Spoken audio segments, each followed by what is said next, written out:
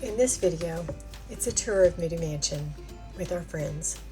You get your tickets in the basement, but they have you go back up and around and enter through the front door. You ring the doorbell and you're greeted by one of the curators. What a magnificent entrance. Enjoy the tour. Moody Mansion was built between 1893 and 1895 by William H. Tyndall for Mrs. Narcissa Willis, a Galveston socialite who commissioned the home after the death of her husband.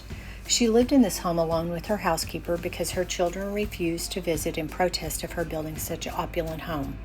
The Romanesque rival home's interior was designed by New York's Potter and Stuyvesant, who were well known to have worked for Thomas Edison, H.D. Rockefeller, and President Ulysses S. Grant. This home had such technological advances for the time, such as a one-passenger elevator, speaking tubes, heated drying racks, and gas and electric lighting. After Narcissa's death in 1899, William Moody bought the mansion in the 1900 for $20,000, a fraction of its value. The family lived here for over 80 years. It became an historic home in 1991, thanks to Mary Moody Northern and her family's foundation. It's one of the few structures to have survived the hurricane in 1900. This home tells a story of wealth, tragedy, innovation, and survival in a city called the Wall Street of the South. Let's go inside. The entry hall was designed to impress instantly. In the late 1800s, these homes were statements of power and permanence. Here is knob and tube wiring, and above it is today's standard wiring.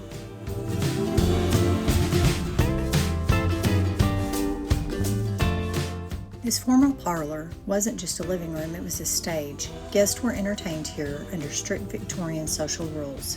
Furniture was arranged for conversation, not comfort, and families often avoided using this room entirely unless company was present.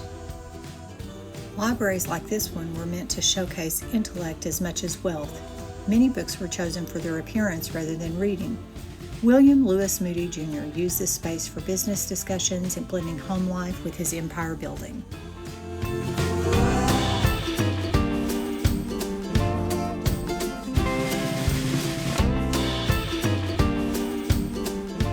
The ballroom is one of the largest ever built in a private Texas home. It hosted elite Galveston society events, debutante presentations, and eventually Mary Moody's wedding.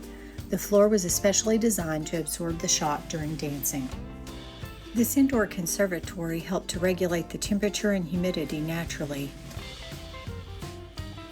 Here, formal dinners could last for hours with multiple courses being served by staff who moved invisibly through hidden service routes. The dark wood and heavy decor reinforced authority, and this room was meant to command respect. Ceilings are amazing. And the lighting, it's just, it is beautiful. There's the china room.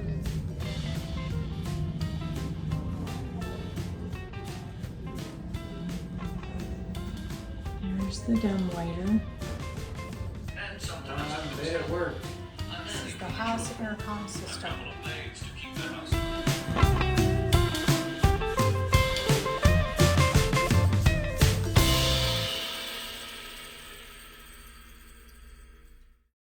This living room was the heart of the home. Colonial revival style reflected national pride and nostalgia for early America. Unlike the parlor, this room was actually lived in, used for music, conversation, and family time.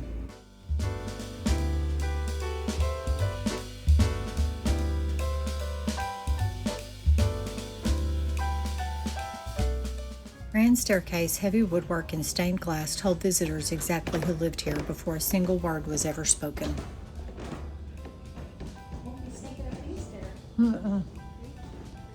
For sure.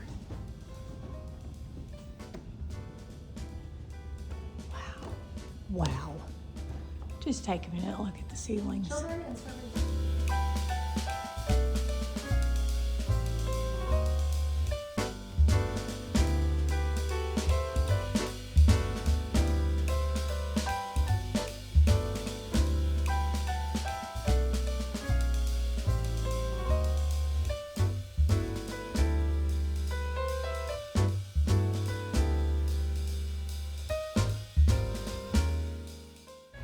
These closets held heated drying racks for drying sheets and linens.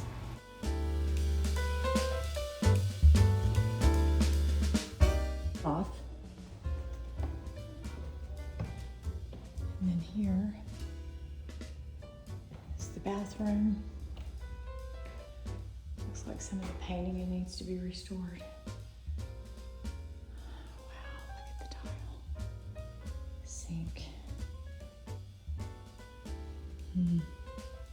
Guests didn't just stay for weekends, they stayed for weeks or months. Travel was slow and hosting was a social obligation. Homes like this functioned almost like private hotels.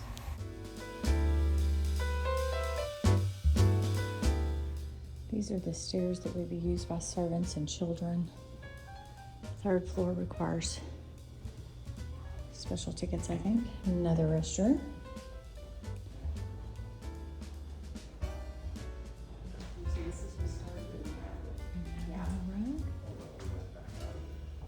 Lots of Native American.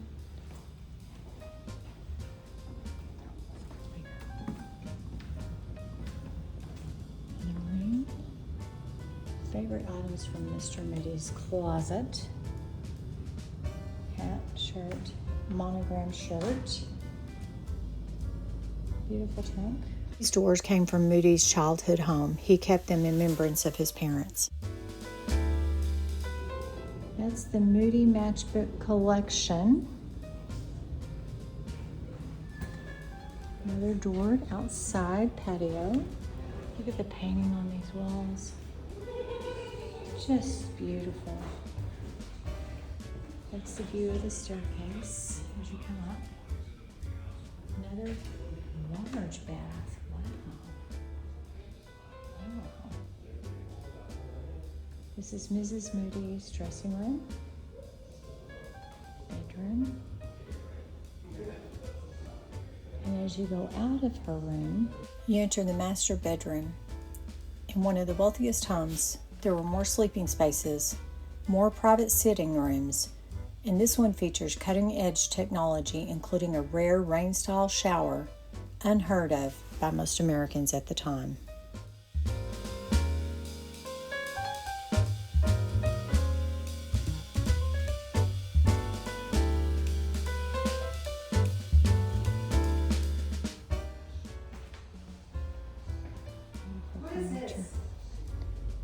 This is Mary's bedroom. It's a smaller bedroom than Mr. and Mrs. Moody's. Look at the drawer with a mirror for checking your makeup and things. More portraits. This is Libby's room. This room was designed specifically for illness. Separate ventilation and private fireplace reflect a time when disease was common and home care was essential, especially before antibiotics existed.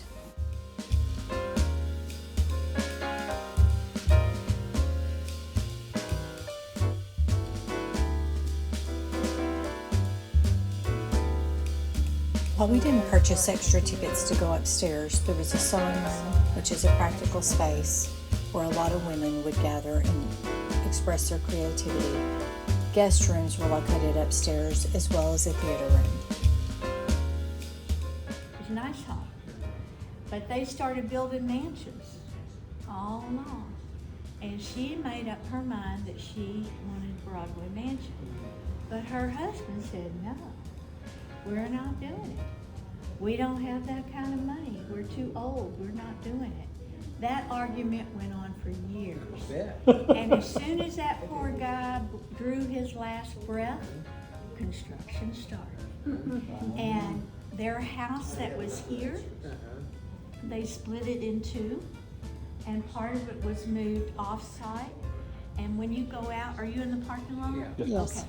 Go in the parking lot and look across the street, and you'll see a house that has like a wooden balcony. I don't think they painted it yet. That's half of Miss Willis's house. They moved She had it to up. have a lot of money to do this. Well, she went broke doing it. Oh, she went broke When the doing it. Moody's moved in 1900, Oh, the ballroom was not finished. gotcha. Believe it or not, they shut these doors and shut the doors in the dining room. They used it for storage. Their youngest daughter called it their junk room. Right. This was their junk room. Wow. And then the boys' rooms upstairs, which are the exhibit rooms, Right. those weren't finished. Uh-huh. And what she would do, when she would have the society ladies in for luncheons and teas, she would close these doors, Yeah. close those doors and say, oh, the wall covering's been Sure. ordered from Paris and Oh, it yeah. hasn't come in. Liar, liar, pants on fire. She was out of money. Yeah. Yeah. Her husband was right. I hate to say it. Right. So did they right, said they right. built mansions all over town All on this north side of Broadway. for other people? Yes. Hey, was Other that the- families. Was that the same one that, I didn't recognize the architect's name, but is it the same one that we went to for the? For the Bishop's Bishop's Palace? Palace? That's a Bishop's different. Palace was Nicholas Clayton. Okay. This house, the architect was from England. He had come to Galveston in 1879, and Mrs. Willis hired him to build the house, and he had apprenticed under people that built castles. So this house is built like a castle, and that's what saved us in the 1900 storm. It has a steel frame. Okay. Okay. It has a wooden frame around that, 2 more layers of brick, then the outer brick and limestone. What happened in the 1900 storm, we had the water from the bay, we had the water from the Gulf, we had no seawall. So the island is really kind of submerged. And the houses were on pier and beam foundations, and they were framed. Because of the water, they floated up. Right. And then because of the winds, they imploded. This one didn't move. She told me how solid it felt as you Yeah. walked Yeah. through. Yeah. The only thing that happened to this house in the 1900 storm is the windows on the east side were blown out. Other than that, she was perfect. I saw a picture, and I can't remember if I saw it at Rosenberg Library or if I saw it at Galveston County Museum, but it was a big photograph. This house is standing, Bishop's Palace is standing, and then between them is a 25 to 30 foot wall of debris. And these Yeah. houses are standing like bookends. Wow. Wow. I so wish I could remember. I can't remember where I saw it. That's the half of the house that was split from the original Mrs. Willis who built Moody Mansion.